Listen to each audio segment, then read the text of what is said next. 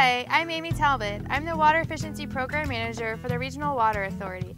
And today I'm here with Linden Nies, who's going to teach us how to check our sprinkler systems every month. Linden is a qualified green gardener and a landscape manager that specializes in efficient sprinkler systems. So Linden, before we get started, can you tell me why it's important to check our sprinkler systems every month and to make those repairs quickly? Sure, Amy. In the Sacramento region, 65% of a household's water use goes into the landscape, and of that, 30% is often lost to overwatering and evaporation, so the potential for savings is huge. Sprinklers are exposed to the burning sun, lawnmowers, kids, dogs, you name it, so it's no wonder they become broken or misaligned. If you water early in the morning or late in the evening, it's easy to miss obvious problems. So check your sprinklers monthly and make repairs within 48 hours. That's great, Linden. So where do we begin? That's a great question, Amy. Your water meter is a good place to start because it can show you if you have a leak. Here's what you need to do. Turn off all water fixtures inside and outside your home. Look at the meter's leak detector gauge. This is the small red, black, or blue dial. If it is spinning, you have a leak. Another method is to do a time test. Turn off all of the water fixtures, note the cubic feet reading, wait 30 minutes, and then note the reading again. If the number is advanced, you have a leak. To determine if the leak is outdoors, turn off the water isolation valves to your sprinkler system. If the meter continues to run, the leak is indoors. If it stops, it's in the sprinkler system. So let's say that your meter indicates you have a leak. Now what? Well, you need to be a bit of a detective to find it.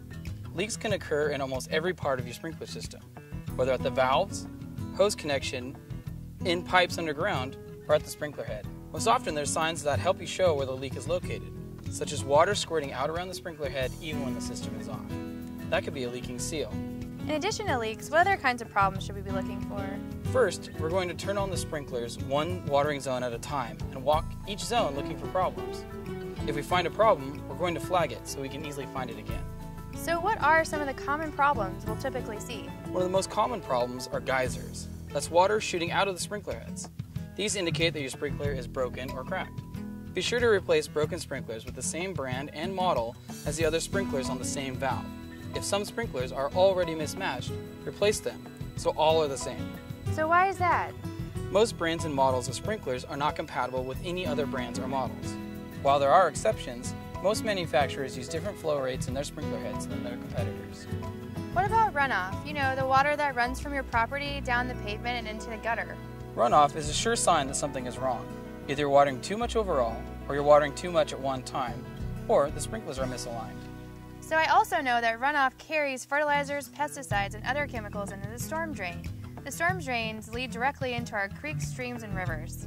That's right. So when you see runoff, you have to stop it. Here's what you do.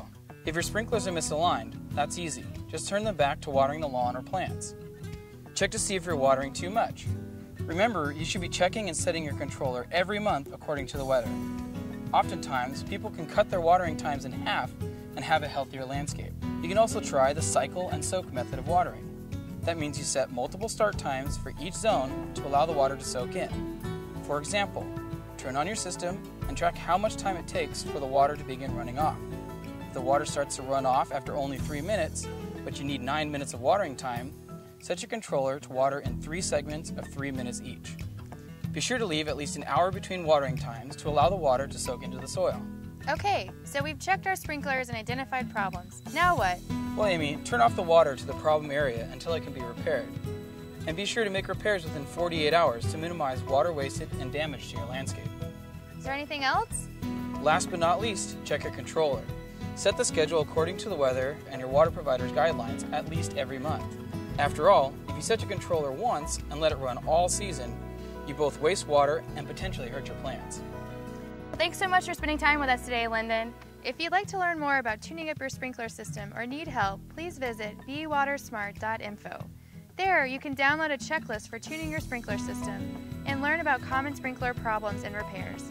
You can also learn about free water provider services and rebates designed to keep your sprinkler system running efficiently.